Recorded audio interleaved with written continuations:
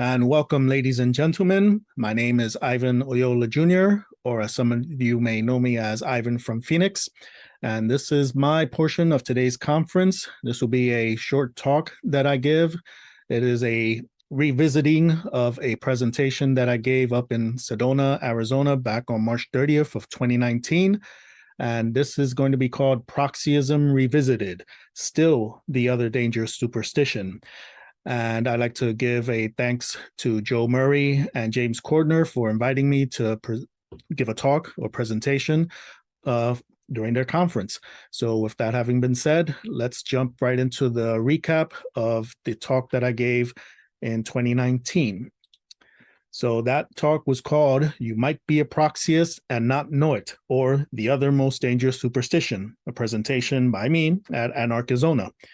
And I used the subtitle or subtext caption here, whatever you want to call it, of The Other Most Dangerous Superstition, based on Larkin Rose's book, The Most Dangerous Superstition, which in his book, he addresses that or names it the belief in authority as the most dangerous superstition. So I decided to steal some of that and put in other most dangerous superstition. And what is that? It's the belief in proxies or living according to proxies. So what is a proxyist and what are proxies? That's something that I got into briefly here in the talk in Sedona. So let's go ahead and recap this. All right. So first off, I started with a slide from the Matrix here with Morpheus telling Neo, I'm trying to free your mind, Neo, but I can only show you the door. You're the one that has to walk through it. Also, then I went on to have a slide here, a couple slides from Jim Mars, who passed away not too long before this presentation was given in 2019. And I used a quote from him that says, most of what we think we know, we don't know, and it's wrong. And I just want you to keep that in mind, because let me tell you something. Your mind is like a parachute. It works better when it's open. You got to understand, folks, I don't claim to be a huge expert in particularly anything. I'm the last of a dying breed. I'm a generalist, okay? I know a little bit about a lot of things, and I want to tell you something. I think that's sorely missing in this country today. And I would expand that beyond the country today to the world today. Then I went on to use this slide. Don't speak, see, or hear truth. We're familiar with the monkeys, see no evil, speak no evil, hear no evil. And there tends to be, nowadays specifically, this is being used against truth. So, and that's stems from this what can be called solipsism, that truth, you can't know the truth doesn't exist, we don't need the truth, my truth, your truth, we all have our own truth. So that's all part of this way of getting people to not recognize truth or know that there's even a truth out there. So that's why I threw this slide in there. Then I went on to section 1, programming, also known as beliefs, because if we think about it, through some of my studies, and obviously those of us who have watched or listened to the works of Mark Passio of What on Earth is Happening, we kind of came to the realization, thanks to his work, that human nature is actually that humanity is programmable. So hence, beliefs, that forms how we function, the programming, depending what's in there. Now, what programming goes in? Is it good programming, bad program, deceptive programming? So we got to address that and realize that. So, all right. So here's something that helps clarify that. Out with the old, in with the new. We got to go from this, like the container, what the beliefs we have that are polluted and corrupted, to clean, natural, organic, healthy, not necessarily just the food, but in the thoughts, in the knowledge, how we think, the programming that goes in.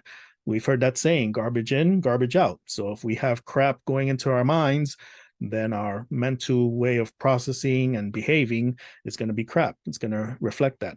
So, all right. So I went on to use this slide, Dominion, and this is from dictionary.com. And I wanted to break down dominion because most of what's going on this planet, if you don't know by now, is basically deals with slavery. It's freedom versus slavery. Those who believe in slavery and those who don't. Those who want to be free and those who want to enslave. So what's another word for that is dominion, rulership. So one ruling over oneself is free dominion. And I break that down in the words free dominion. But anyway, so let me try and stick to the slides here. Dominion, a noun. 1, the power or right of governing and controlling, sovereign authority. 2, rule, control, domination. 3, a territory, usually of considerable size, in which a single rulership holds sway. Or 4, lands or domains subject to sovereignty or control. All right, so this is, again, what the dictionary.com defines as dominion. So what I would take away from here, right of governing and controlling, sovereign authority. See, now, if we put that externally, that's the government, that's the owners, the slave masters. The key is to put this internally in oneself. So your power, your right of governing and controlling yourself. So you become your own sovereign authority. Hence, that's freedom. All right. So moving along, anarchy. This ties into dominion. In the 1530s, again, this is from etymology, etymonline, so etymologyonline.com. 1530s, absence of government, from French anarchy, or directly from medieval Latin anarchia, from Greek anarchia, lack of a leader, the state of people without a government. In Athens, used of the year of 30 tyrants, 404 BC, when there was no archon. Abstracted noun from anarchos, rulerless, from an, without. See, an plus archos, leader. See, archon. So I like how dictionaries and things always try and just put words all chopped together to confuse you and everything. But what we want to take away from here, anarchy, absence of government. Again, external government, because we want internal government, because we know govern means to control. Ment comes from the Latin mind, so control the mind. You, the individual, control your own mind. All right. So here, lack of a leader. All right. So nowhere in here does it say no rules, that it's ruleless. No, it's about a leader, someone that's freaking governing you, like the state of people without a government. See, external government. All right, moving along. Freedom, free dominion, freely ruling over oneself, as I mentioned before. So break those two words down, or one word is two words combined. Free dominion is freedom. I wonder how many people never really took the time to break that down. Something called language of the birds, that there's the words, they tell you the answers within themselves, but a lot of times the definitions have been obfuscated to take you away from what they actually mean. Anything to, keep you from empowering yourself. So here we go.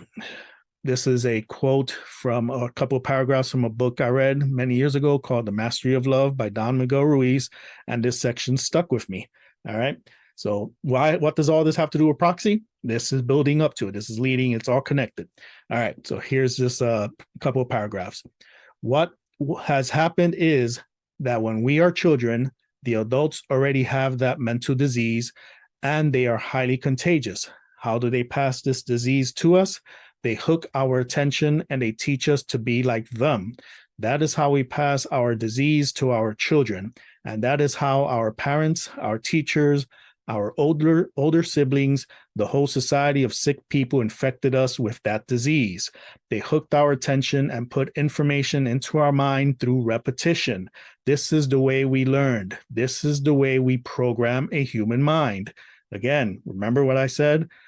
Human nature, programmable. So there's that key word. This is the way we program a human mind. Continuing. The problem is the program. See, the program, the information we have stored in our mind. By hooking the attention, we teach children a language, how to read, how to behave, how to dream. We domesticate humans the same way we domesticate a dog or any other animal, with punishment and reward. This is perfectly normal. What we call education is nothing but domestication of the human being. So let that one sit for a while. All right. Then at the time doing the research for this presentation back in 2019, got online, looked up a couple of things to see if children were always like this, based on the programming, if they were born a certain way or stuff that they picked up along the line. And I came across this study from University of British Columbia. Giving makes young children happy, UBC study suggests. Let me see if I read a little bit from here. If it is indeed nobler to give than to receive, it may also make you happier, even if you're a toddler, according to a new study co-authored by 3 psychologists at the University of British Columbia. The study, published in PLOS One, an online journal from the Public Library of Science, finds that toddlers under the age of 2 are happier when giving treats to others than receiving treats themselves. Furthermore, children are happier when they give their own treats away than when they give an identical treat that doesn't belong to them. These findings support recent research showing that adults feel good when they help others and may help explain why people act pro-socially, even when doing so involves personal cost. This is the first study to show that giving to others makes young children happy. All right. Then I took 2 more little quotes from here, and there's a link at the bottom here, news.ubc.ca, that long ass thing right there. You can pause this video once it's streamable, or take a screenshot and go look this up yourself. All right, people tend to assume that toddlers are naturally selfish, said Dr. Lara Aknin, who co-authored the study with UBC colleagues, Professors Kylie Hamlin and Elizabeth Dunn.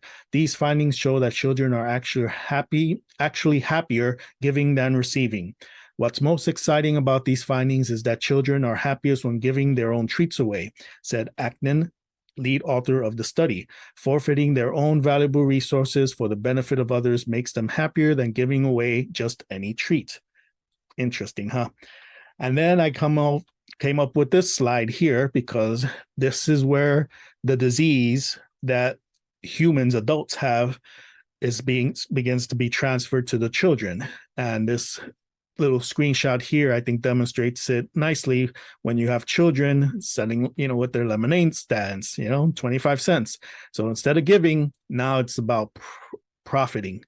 This is the first signs of Proxy-ism, something representing something else, starts to rear its ugly head here. So I wanted to use this to, start planting that seed for people to see, like, wait a minute, kids already think about money, and all this stuff. Money makes the world go round. No, it's a programming that the adults put into the children. And it starts with this young age with things like this, lemonade stands. All right. So what is proxy? From dictionary.com, noun, plural, proxies.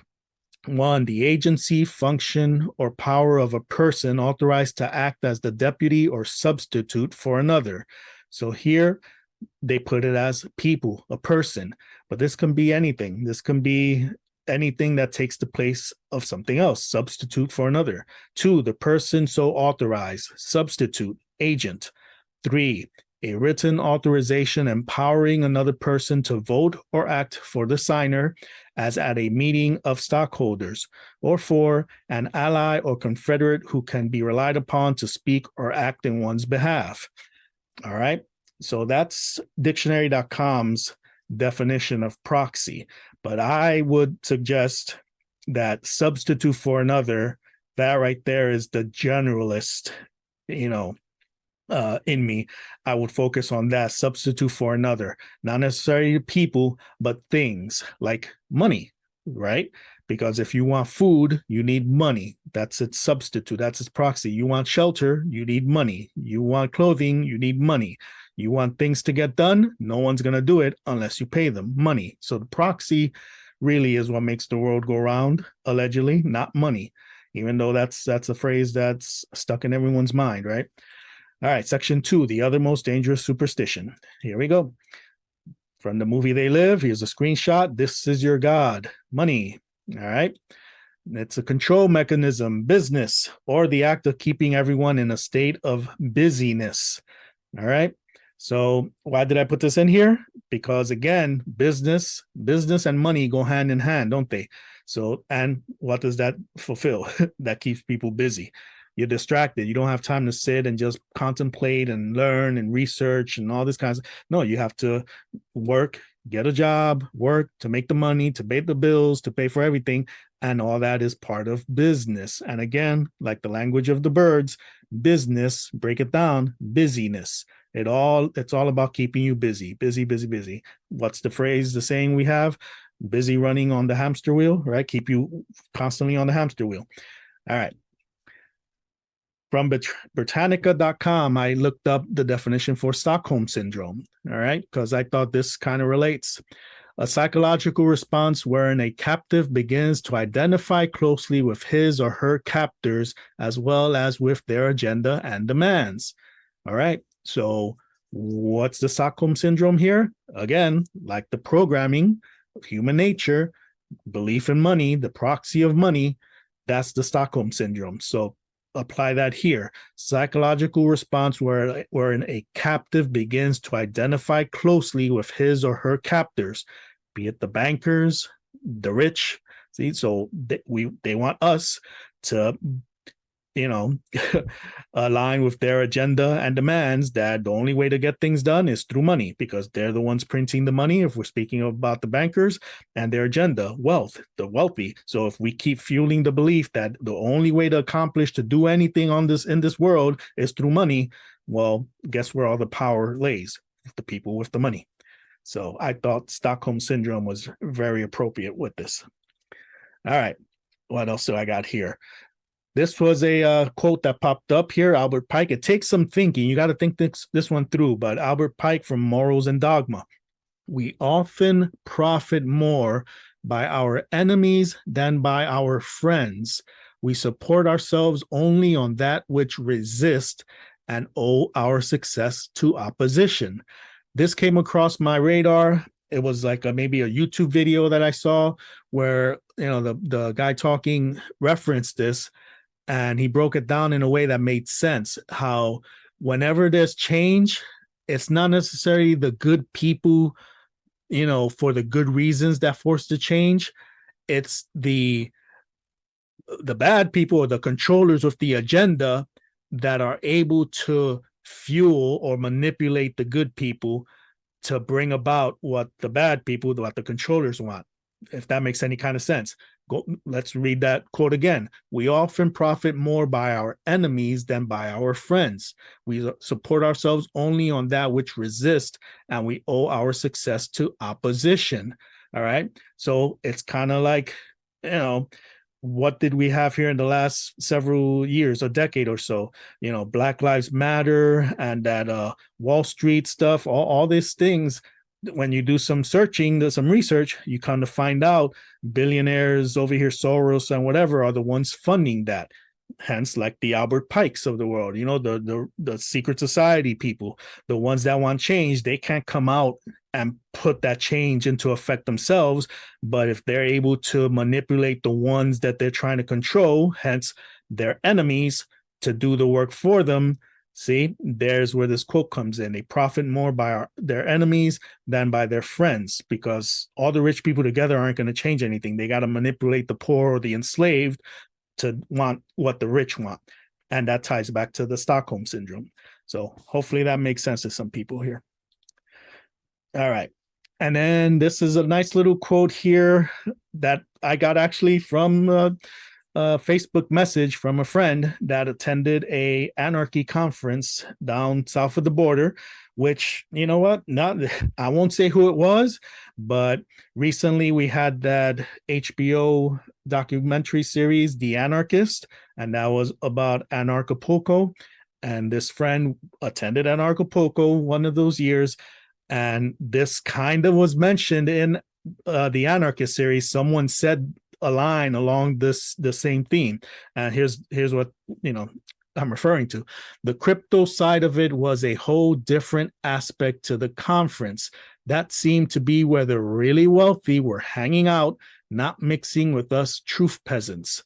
See, so there, somewhere in that documentary series, I remember someone said something similar, that once crypto hit and there were a lot of these crypto people making money, they kind of had their own little rich parties and everything, and all the like crazy conspiracy truth or nuts whatever, they were on another side. So it created a division. So the wealthy again in one side and then everybody else on the other. So I thought that was pretty fascinating, again, because crypto is another aspect of the Proxy-ism. So where the money, the actual currency, was a physical thing of control, we're now deep into a digital age of artificiality. Everything's virtual. So crypto is the next phase of this control mechanism. Section 3, a possible solution. And Max Egan, and this is from a talk that he gave down at Anarchapulco. So I took this off one of the videos from Anarchapulco, and I like what he said here. It resonates with what I'm attempting to convey here. So he went on to say, I don't believe in commerce, and it's a hard thing here for a cryptocurrency conference. And, everyone is sort of, what do they call it? Anarcho-capitalist. I personally don't. I'm not a capitalist. I don't believe in that mentality. I mean, in this world, I can appreciate you got to make money to survive, but I just give. Everything I do, I give. I write a book, I give it away. I do videos, I give them away. All the movies I make, I give away. Everything I do, I give away. I've always done what I've wanted to do and been the person I've wanted to be, because most of the time in our lives, we're not where we want to be. We're doing something that someone else has told us to do. We're following parameters that someone else has given us. We're following guidelines that someone else has put there for us. We're not living our own lives. Think about that. There's a lot of truth there. So, and even in here, what he said in this second part here, that's Proxy-ism, isn't it? It's like something representing something else. We're not where we want to be. We're doing something that someone else has told us to do. So is it our lives? No, it's something else. It's in the place of our own thing, so we're doing something else. We're following parameters. Anyway, so I thought that was very appropriate. All right. And then I threw on this slide here, another study from an article in the New York Times from, April 13 of 2004, Science, No Time for Bullies, Baboons Retool Their Culture. So what does this mean? What's this all about? How does this fit in? Well, let's read it and find out. No time for bullies, baboons retool their culture. All right. So why do I bring this up? Because it's about change. All right. So this study talks about baboons being all crazy, territorial, and violent, and then a change happens. So if baboons can change their ways, so perhaps humans can change their ways of being proxious. Just a thought. Let's see what these articles had to say. The main thing to point out here is we don't yet understand the mechanism of transmittal, said Dr. Robert M. Sapolsky, a professor of biology and neurology at Stanford, but the jerky new guys are obviously learning. We don't do things like that around here. Dr. Sapolsky wrote the report with his colleague and wife, Dr. Lisa J. Scherer. Continuing, Dr. DeWall, who wrote an essay to accompany the new baboon study, said in a telephone interview, the good news for humans is that it looks like peaceful conditions, once established, can be maintained, he said. And if baboons can do it, he said, why not us? The bad news is that you might have to first knock out all the most aggressive males to get there. All right. So think about that. This is non-aggression principle, right? Do no harm, but take no shit. Defensive use of force. So you ask to change, to do the right thing. You receive resistance. Do you just let it keep going? No. You go ahead and do what needs to be done. You move forward in the name of good, right? Do the right thing. Like the movie, do the right thing. But yeah, so if baboons can do it, why not us? So not just about the aggressiveness in baboons, it's about change, reprogramming, right? The program, you reprogram, like that slide I showed earlier with the 2 glasses of water, the dirty glass of water, and then the clean glass of water, the bad program, corrupt way of doing things, and the proper, clean, right proper, way of doing things. So again, just ideas, just things to put out there. All right. So then moving on, free dominion is half of the solution. Behaving in alignment with natural law is part of what comprises wisdom, the other half of the solution. What is wisdom? Wise dominion, or wisely ruling over oneself. All right. Now, I threw on this clip here, or this still frame screenshot from the movie Room from 2015. And I brought this about because, like the baboons changing in this film, they have, for those of you who may have seen or may not have seen this film, basic synopsis is this female played by Brie Larson here. She gets kidnapped as a young teenager. She's held captive for many years in a room by her kidnapper. She gets raped. She gets pregnant. She has this child. So the child here is, several years old now. And so the only thing the child knows of reality of the world of whatever is whatever he experienced and learned from his mother in this room and by watching TV. So the only thing he knows is the world that he's experienced and lived through the TV.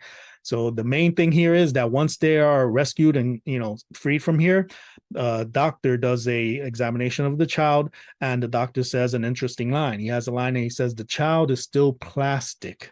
All right. Not that he's made out of plastic, but the mind, it's still malleable. It still can learn. It can still be reprogrammed. So even though it learned things in this room and that was the child's reality, it can still learn truth. It can still go out and experience the real world.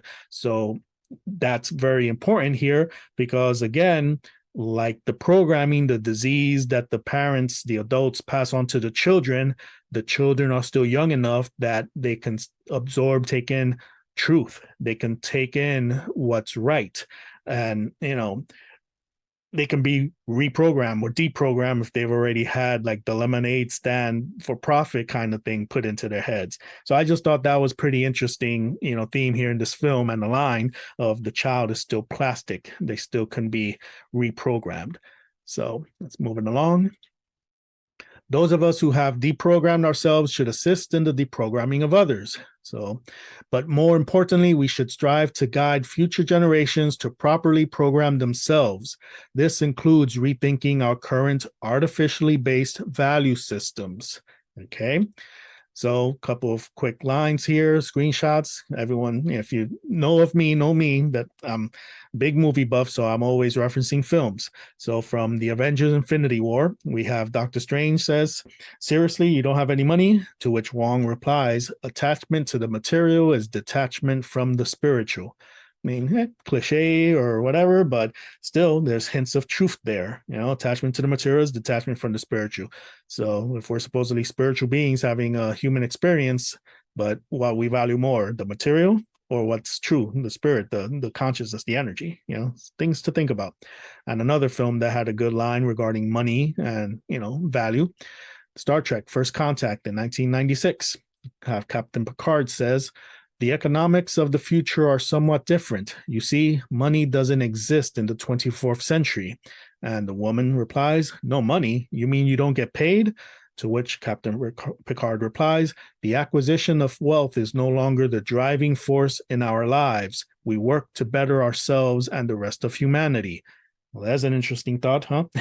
So again, the values, do what's right, do what needs to be done. It's not about money. It just do what needs to be done. So it's pretty interesting that these films have these concepts. And then we have Avatar.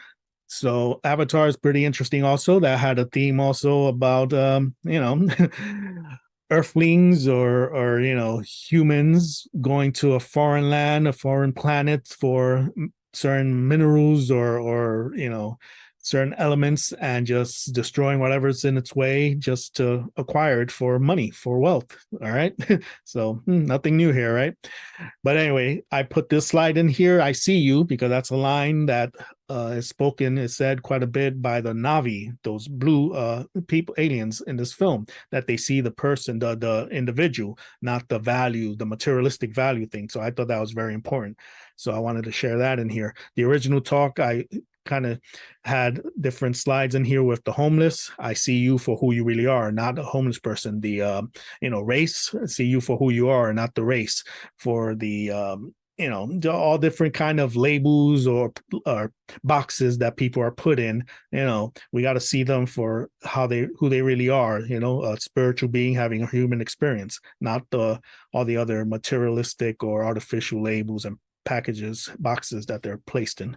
So we got to see that fake value, all right, is all the materialistic stuff, like the money, all right?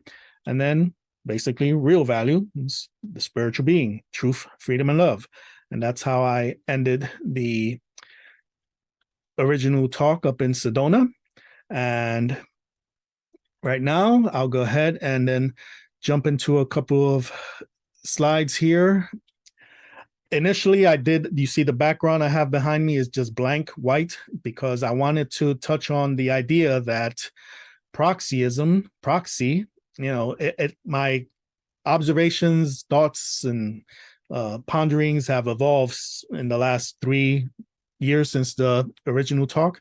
And I've come to comprehend, understand, realize that like everything else, there's a balance, all right? There's things that are neutral. So just like tools are neutral, it's just how it's used, whether it's good or bad.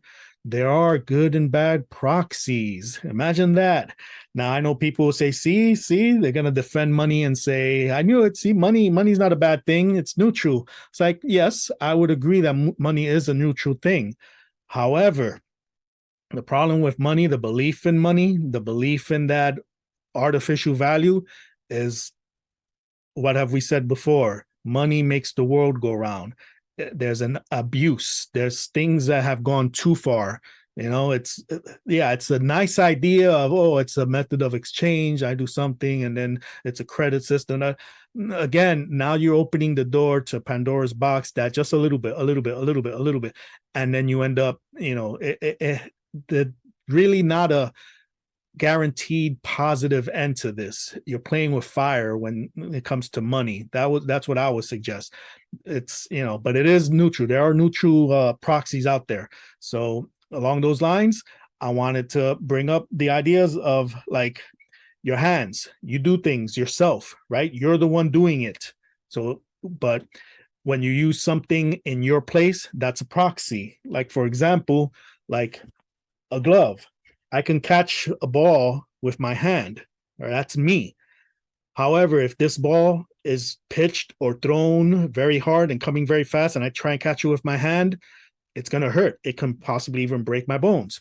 Hence, technology-wise, yes, gloves have been made. So we put on the glove, all right, and we catch the ball, okay?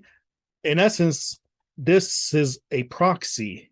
This takes the place of my hand.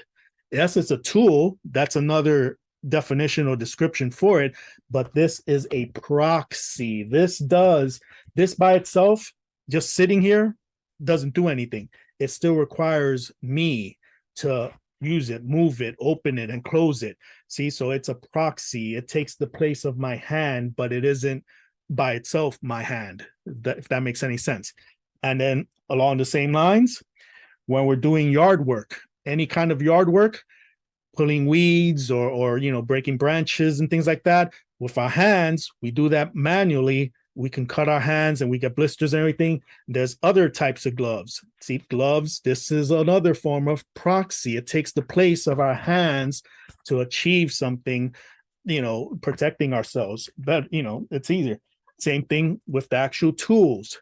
Okay, I could take a small branch from a tree and break it off and to trim it or whatever. Or we have certain tools like this. This is another proxy. It's an extension of my hands breaking things. I use this. Okay, so I would suggest that even though these are defined as tools, these are also proxies. We have other proxies. Like I can take screws and nuts and bolts and try with my fingers to tighten them or loosen them, right? But sometimes they're real tight, or to tighten it, we can start cutting our fingers and bleeding. Hence, we have things like pliers. This, I would suggest, is another proxy. It takes the place of our hands, right? And not only that, but again, nuts, bolts, but screws. So we have screwdrivers. These are tools. Yes, I agree, tools. However, I would suggest these are other forms of proxies, things that take the place of. Okay. And one more thing, like nails, instead we can push something into the wood or try, and we really can't do that. Hence, we have hammers. Hammers is another form of proxy. So now those are physical proxies. Now, I would suggest and argue that proxies also exist in the non-material world also, because remember, money isn't something real. Yes, we could have the actual bills and coins. All right, but it's the idea. We have proxy ideas. All right, so I would suggest and argue that ideas, we have proxy-ism in thoughts, proxy ideas, like the belief in money. Like I said, money makes the world go round. Does it really? I mean, this is the only thing that exists in the minds of people, humans, because everything else on the planet functions and does what it needs to do. The air circulates, the rivers, the streams flow, the rivers flow, the water, the grass grows, the trees grow. Everything does what it needs to do without money, not even the idea of money. There's nothing. Even we take it into the cosmic thing of the earth and the sun. The sun does not send a bill to the earth or the other planets for the sunlight or photons it emits. Doesn't exist. It just does. We, on the other hand, are the only things that exist, as far as we know, on this planet, in this reality, in this plane, that has that concept, that proxy exists, that in order to get something, it has to be represented with something else, and a value system. So we're the ones that are creating this. So I wanted to bring those things up. All right. So then moving along here, that was a recap of my presentation and also a couple of newfound, ideas and observations, contemplations. But I wanted to bring up here 2 quick videos about money. All right. This first one I want to bring up, it's an older video, or the video resolution is kind of iffy, but listen to what is said here. I will go ahead and play this clip and then talk about it on the other side and then play another clip. The most generous people I know have no money. And that's how it should be. When we have no money, it's a different lifestyle. When you see the old people, in our language we have no such word as please or thank you, because it is what is expected of us, is that we share and we give what we have. Today we have to say please, we have to say thank you, we have to beg for things.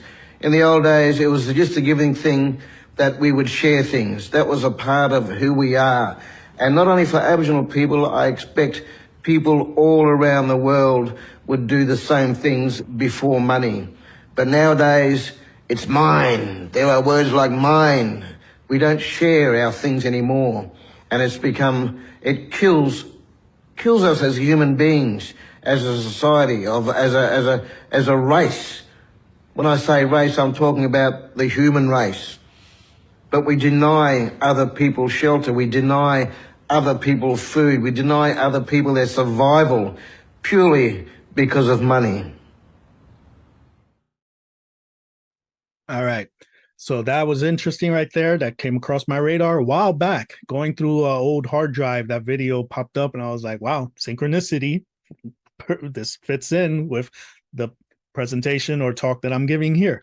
So one thing I noticed that sticks out to me there was why the cut to that white man's face. So the little agenda there of evil white man, I think that's why they put that there, showing, the white man, Australian, the Aboriginal, and then the white colonizer or British.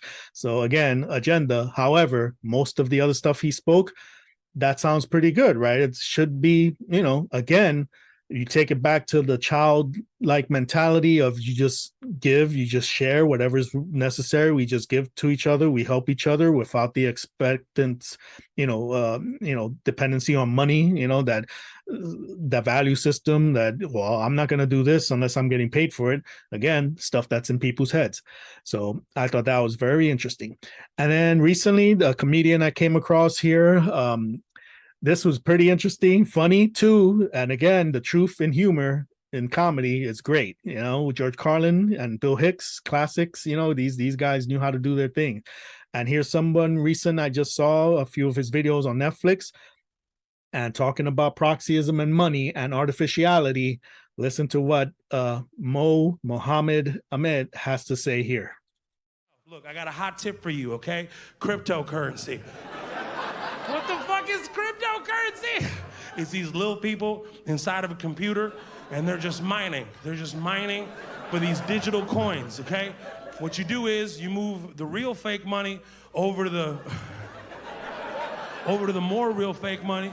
And what you do is you just move, once you have more real fake money, you move the real fake money over here, and you just keep doing that. I'm so confused. Funny as hell, right? But so much truth in there. The fake money, the real fake money, and you put it into crypto. It's more fake money, but you still mix it up. I mean, again, it's all in our minds, right? It's all made of fake, but think of all the real stuff, real damage in the real world that this proxy influences, the homelessness, how much homelessness we've seen over the last 2 years, 3 years, based on the, pandemic, scandemic lie, because jobs being lost and money and, again, real life suffering based on the lies because of a belief system. So I thought it was interesting to share that in here. And then one last thing real quick, I wanted to go ahead and go through some memes, some little things online that, I've come across. So I have a couple of friends that, they know the work I do and they provide things at times, and they knew about this talk that I was going to give. And they, send me some of these memes that resonate pretty accurately. So I'll go ahead and bring up these memes, these slides here, and this will be this will take us out. This will be the end of my presentation. So let's start here with we got quite a few of them here, about 20 some odd. So here we go.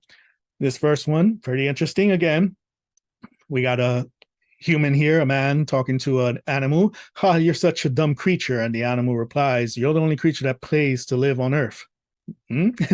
Right? Wasn't I talking about that? Everything in nature is fine, but the top, the higher conscious, the intelligent, the civilized ones, we're the ones paying to live on this planet. Doesn't seem too intelligent, does it? All right, here's an interesting one too. "Capitalism created phones." No, people created phones. Capitalism created phones that are designed to break after a year or so. So you keep buying. All right, and then it continues at the bottom. "People create tech. Capitalism creates planned obsolescence. People innovate. Capitalism stifles progress because there's no money to be made in efficiency." Again, interesting stuff here, right? Moving along here, there's a nice good tweet. This was a tweet. Earn a living is such a horrifying phrase that we just accept it as normal. Think about that, right? Earning a living. So just being born, existing, right? Talk about rights. You exist. So everything that's in nature we have access to live in harmony and symbiosis, stewardship. No. You have to earn it. You have to earn a living. What else in nature does that? They just live. It exists. We're the only ones again. All right. And this another meme that fits in. "How it feels to be alive today." You got someone in the park just existing, chilling. And then somebody comes around by and says, "That'll be $70. We're like, okay. See, the cost of living just exists, to pay to live. All right. Then this one, "Looking back, it's insane that settlers encountered indigenous people and were like, 'You view water and land as sacred? That's stupid. You should worship Jesus Christ and money.' And people call that being civilized." All right. This is a good quote here, Aldous Huxley. "That men do not learn very much from the lessons of history is the most important of all the lessons of history." Right? History repeating itself. Yeah, we've heard that one before. And here we go. "If you can't tell by now that society is being programmed, then you've been perfectly programmed." And takes it back to what I was referring to earlier in the talk, right? Human nature, programmable. And if you don't know that you're programmable, you're easily programmed by others. So again, government. You need to control your own mind. Don't let others do that for you. And here's a good quote from Marcus Aurelius. If anyone can show me and prove to me, well, this quote allegedly, Marcus Aurelius, we don't know about a lot of these things, but anyway, this sounds good, right? If anyone can show me and prove to me that I am wrong in thought or deed, I will gladly change. I seek the truth, which never yet hurt anybody. It is only persistence in self-delusion and ignorance which does harm. That's pretty deep, right? Okay, here's a cute one, kind of. Yeah. Capitalism is an unnecessary pyramid scheme that places higher value on the man-made concept of money than it does on any life, right? Again, the homelessness, the starvation, the hungry, right? Capitalists create wealth like ticks create blood. It's a good one. And here, you got to read a little closer here. We got the frog as capitalist and the little mouse. Poor people simping for capitalism. And what happens? They get eaten by the capitalists, right? Because, hey, profit driven, right? Here we go. This is another good one. If war is an industry, how can there be peace in a capitalist world? Think about that, right? Big business war. So we got to keep the money going in. We got to keep having war. This is another good one. We need to stop measuring the economy by how well rich people are doing. And you see here, we got someone homeless on a park bench, street bench here. Stock market surges to record high. Corporate profits soar. But yet you see everyone else is like, they're still suffering. What the hell? Something's wrong with this picture. Facts. There will always be poverty under capitalism because capitalism requires poverty to function. And there will be those who will argue this and say, that's not true, but it's like you have a barometer, right? So it's that rhythm, if in order to have one thing, it's got to flow to the other. So in order to have wealth, it's got to come from somewhere. It's got to be taken from someplace else, right? So if not, how can you have everybody's going to have all the same amount of money or all the wealth? Well, there's going to be someone's or a group somewhere that doesn't have as much as everyone else. So they're going to be considered the poor. So it's just common sense.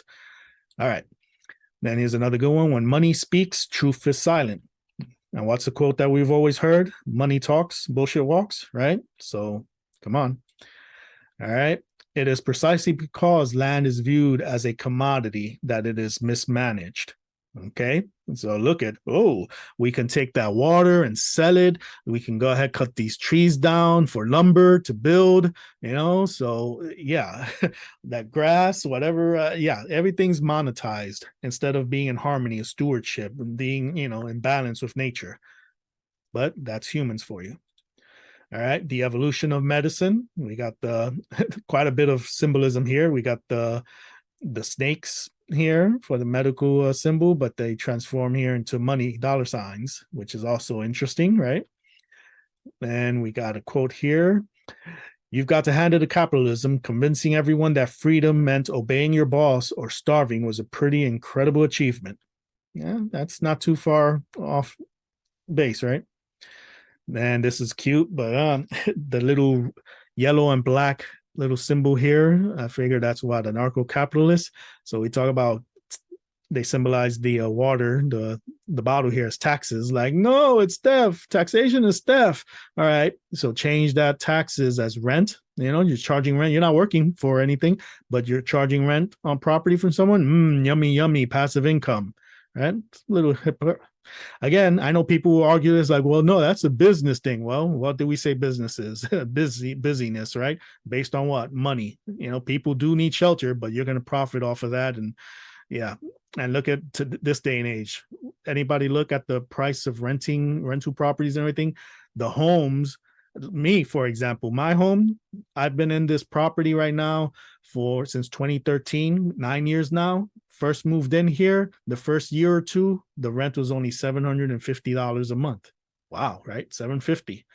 Right now, this beginning of this year, renewed the lease, $1,250. So that went up $500, $500 in 9 years. Yes, some people will argue and say, oh, that's still cheap, man, compared to others paying $1,450, $1,800, $2,000 a month. Like, yeah, it is cheap. But think about it. Think about the concept here. The home is still the same. If anything, it's gotten older. It's not as new as it was when I first moved in, but yet you're charging more. The value has gone up. Again, mental construct. We're the ones screwing each other over here based on this fake lie. Then here's another pretty good one. Greatest scam to enslave mankind. Bankers charging interest for something created out of thin air while devaluing it at the same time. Magic, huh? Or should I say sorcery? Well, actually, it is magic, but that's another topic for some other day. Okay. And then we're getting close to the last ones here. Money is the great power today. Men sell their souls for it. Others worship it. The money power has grown so great that the issue of all issues is whether the corporation shall rule this country or the country shall again rule the corporations. From Joseph Pulitzer, Hungarian-born American newspaper publisher. Think about that too. Money is the great power today. Well, it's been for a long time. Men sell their souls for it. Others worship it. I mean, is he lying? Nope. And then let's end this with a couple of little positive things here. All right, this is interesting here and positive. Let me read this little paragraph here. An anthropologist proposed a game to the kids in an African tribe. He put a basket full of fruit near a tree and told them that whoever got there first won the sweet fruits. When he gave them the signal to run, they all took each other's hands and ran together, then sat in a circle enjoying their treats. When he asked them why they chose to run as a group when they could have had more fruit individually, one child spoke up and said, Ubuntu, how can one of us be happy and if all the other ones are sad? Ubuntu in the Xhosa culture means I am because we are. Beautiful concept here. Think about that.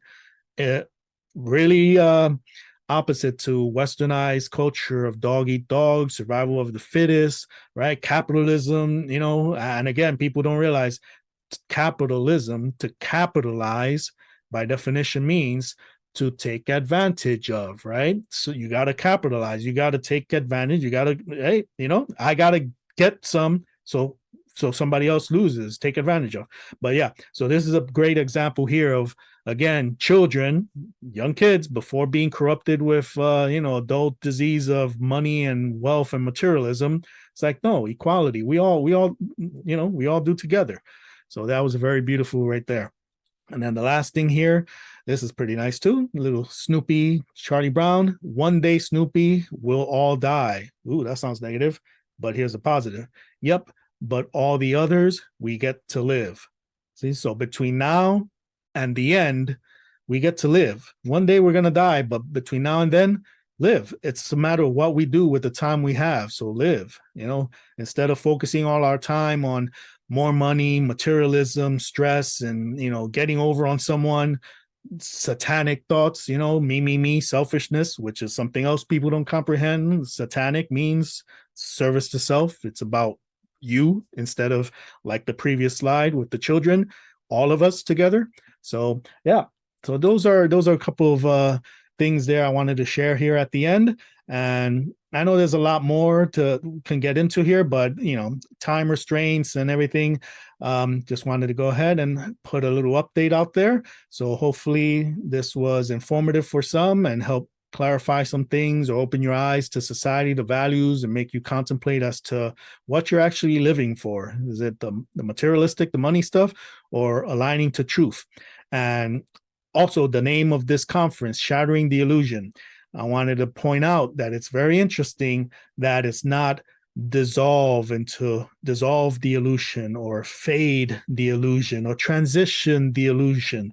It's shattering the illusion. That's an action word. It's like, people will think of it as a violent thing. No, it's a forceful thing. It's illusions need to be shattered. And that's what we're attempting to do here. That's what I'm attempting to do here with this talk on Proxy-ism.